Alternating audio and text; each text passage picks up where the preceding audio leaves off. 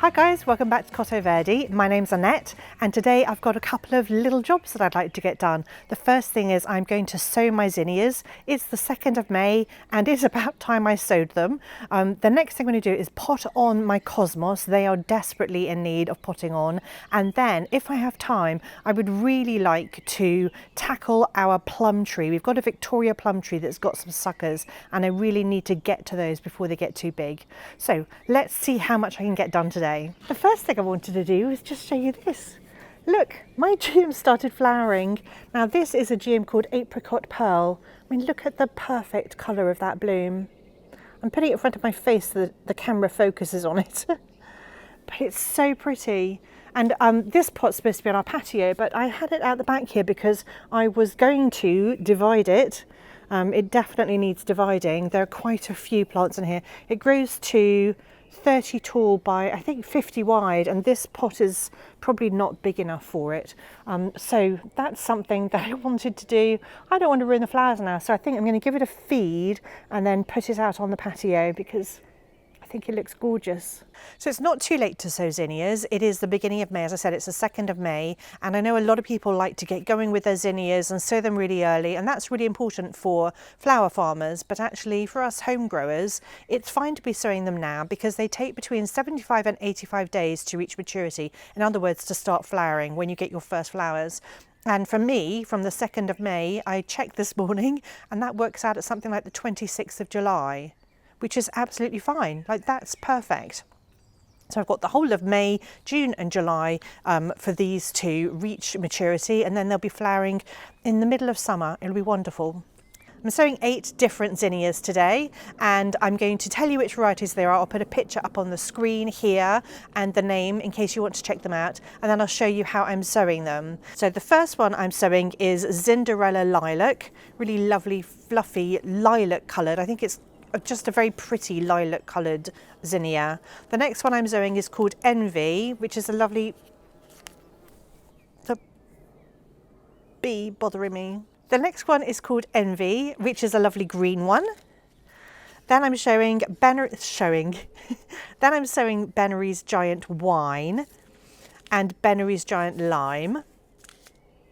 And then I'm sowing 2 Super Yogas. So the first one is Super Yoga Dark Red, really lovely deep colour. And then I'm sowing Super Yoga Rose. And I'm sowing Queen Lime Blush and Queen Lime Red. So I've really whittled down the number of zinnias I'm sowing this year. I think I just fall in love with all the zinnia colours so much that I sow absolutely loads normally and then I never get them in the ground. So I've whittled it down. I'm going to be sowing into the 8-cell seed trays that I've been using recently, and I'm using ordinary normal multi-purpose peat-free compost. So zinnias don't need light to germinate, so I'm going to cover them with a sprinkling of vermiculite, and then they're going to germinate best at between 21 and 24 degrees centigrade. So I'm going to put them on a heat mat with a domed lid, a clear domed lid over the top, and hopefully I will see signs of life within 3 days. And if you want to see how my zinnias are doing, then do subscribe to the channel because I'll be giving you loads of updates through the season, showing you how all my seedlings are doing and everything in the garden. So with my zinnia seeds, because they're quite old, some of them are from 2021, I am going to sow more than 1 into each cell. Now I don't actually need 8 of any particular zinnia, so I'm hoping that maybe 1 in each cell will germinate, but if they don't, hopefully I'm going to have sufficient anyway, maybe for like 5 plants, 6 plants, that would be good. Then I can plant them in groups of 3, or I could plant 5 together, and I'm just pressing them down to ensure that they have a really good contact with the moist compost.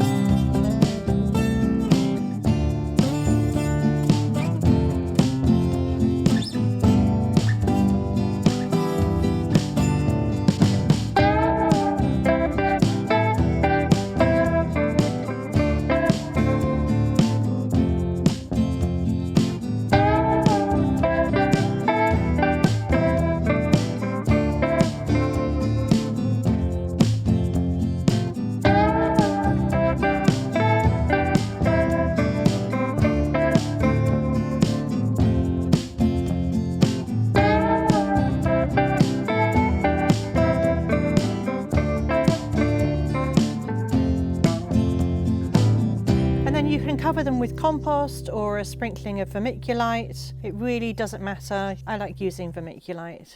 And they don't need darkness or anything. What we're trying to do is make sure that the seeds stay moist whilst they're germinating, because that's the death of a seed. If it doesn't stay moist, it just won't germinate. And then I bottom water all my seeds, because that means that they don't get dislodged from where I planted them or sowed them. So now I'm going to pot on the cosmos. My cosmos get really leggy. They just do it every single year. Most of them look like this. Super leggy and tall, about the size of my head. Yeah, about the size of my hand. It's just how they grow. But what I do is I pot them on, I'll show you, and I pot them right up to that point. So all of this goes inside the pot, and I pot them into 9 centimetre pots, because I find that that works really well for the cosmos. They grow quite fast as soon as you start potting them on. I lie the root ball on its side like this. I promise this works. So I lie the root ball on its side like that, and then I kind of twist the stem around until just the bit I want is showing.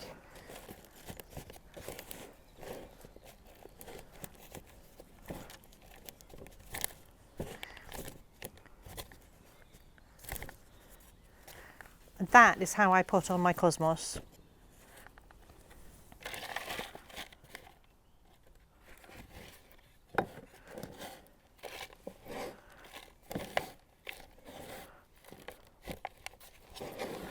Okay, that's always the way. I can just laugh at myself. I'm such an idiot. So I've potted on all my cosmos, and I didn't realise that I hadn't hit the record button. So you wouldn't have seen me putting anything on except the 2 dazzler at the end. But I've potted them all on, and how I did the dazzlers, that's exactly how I did everything else. I just twist the stem around. I don't bend it. I just gently twist it and bury it in the compost. So that's all I've done. And now I'm just going to water them. So I overhead water them, give them a good soaking, and then they'll go back into my seedling room. So I'm going to keep them protected for a little while longer until they root in a bit. So maybe in a week or 2 I will start hardening them off. A lot of people may just plant their cosmos at this stage in the ground, but I don't want to risk any of the slugs or snails getting mine. And also because they're quite fragile at this stage, I don't want the cats running all over them. So I just protect them until they're slightly bigger plants, but they will be planted out by the end of May. They'll be in the ground. So I'm down here at the bottom of the garden next to my Victoria plum tree, and last year I saw lots of shoots coming out of the bottom, and I thought, oh, maybe I'm going to get a bigger plum tree, but that wasn't the case at all. I did some research. This is my first plum tree. I did some research and I found out that actually what they're called is suckers, and they're coming from the rootstock, and they're not going to produce the fruit that we want. They won't produce a Victoria plum. They'll produce whatever the rootstock is. They may not even produce fruit at all. And the rootstock is very vigorous. That's why the fruit trees are grafted onto the rootstock, because it's disease resistant and very vigorous. So these suckers are going to be taking all the nutrients away from your actual fruit tree and trying to grow as big as they can, because that is their destiny in life, is to just get bigger and bigger. And the important thing to do is to tackle these suckers as soon as you see them. Like, tackle them straight away. Keep checking your trees for them, because the sooner you tackle them, the easier they are to tackle, because it's really important to get as close to the actual crown, the root, as possible when we cut them off, because if we leave a tiny bit of this sucker, it will branch and we'll get even more suckers. So we have to cut it right back, and I'll show you what I'm going to do. So I brought various tools with me. I brought my loppers because I couldn't remember how big my suckers were. And I brought snips and secateurs. It looks like I'm only going to need my secateurs, but you know, better to be safe than sorry. So the graft is going to be where there's a knobbly bit, a bumpy bit, and anything that's coming from below the knobbly bit is a sucker. Anything above it is part of your fruit tree. So all of these are coming from the base, from the root ball. And so these, every single one of these is a sucker. Now, if you get to them when they're this size, you only need to use your secateurs. But what is really important to do, apparently, is to clear away the compost from around where the sucker's coming out. So if we clear away the compost, we can see exactly where it's coming out from the root. And what's important to do is to cut it right back as close as we can to that root. Like, get rid of it, because that way it's less likely to branch, and then you can cover your root back up again. So if we clear it away, clear away the compost, we can see where I had a failed attempt last year, at the end of last year, I didn't know that I had to cut it right the way back to the rootstock. And so I just cut it randomly, and what's happened is each one of these is shooting up even more suckers. So everywhere that I cut it, it's producing more and more, like at least 2 or 3. And what we want to do, not use my snips, but actually use some secateurs. What we want to do is cut that right off at the base where it comes out of the root.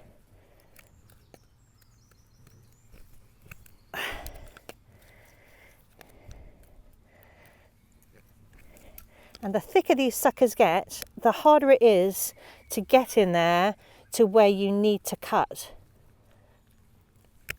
There we go.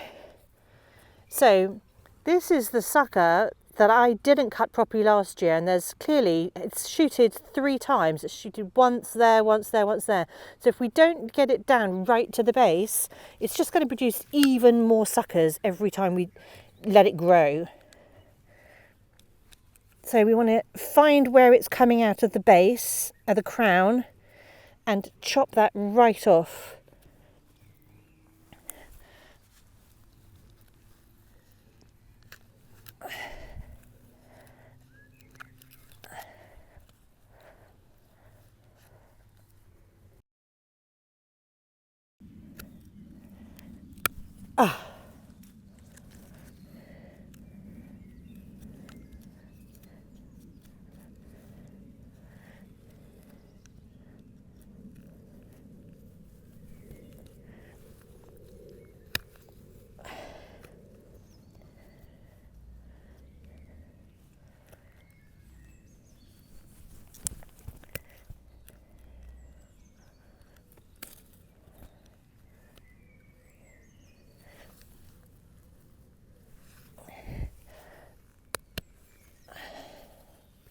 So once you've done your sucker pruning, you can cover the root ball back up again, because we don't really want the roots showing. This plum tree has got so many little buds on it. I think we're going to have loads of Victoria plums this year. I'm super excited. I'm going to have apples and plums from my own garden for the first time ever. I'm so happy we planted these last year. Is anybody else really disappointed with the tulip combinations they chose this year? I am super disappointed. I chose Blushing Lady, Menton and Black Hero, and I thought this was going to be spectacular, but there is one tulip in that combination that just doesn't look good, and it's really bothering me, and it stretches all the way along this bed. I planted loads of them, so what I'm going to have to do is tag them so that I pull those ones up, because I don't want them again next year. I want to make sure I don't have them. And the tulip that's really upsetting me is Black Hero.